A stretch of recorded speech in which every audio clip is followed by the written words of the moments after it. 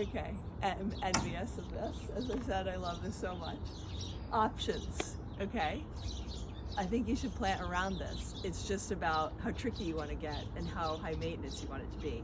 My first instinct was grasses.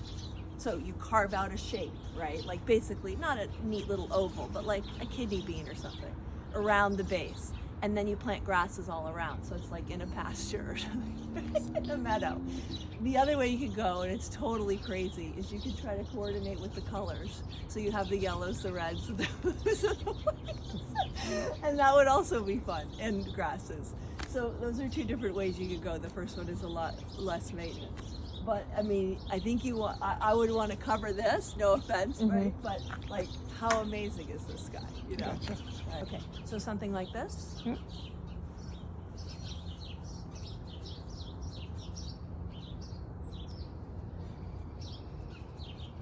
Like that, so not Yeah. even. You know, that's just one way to do it.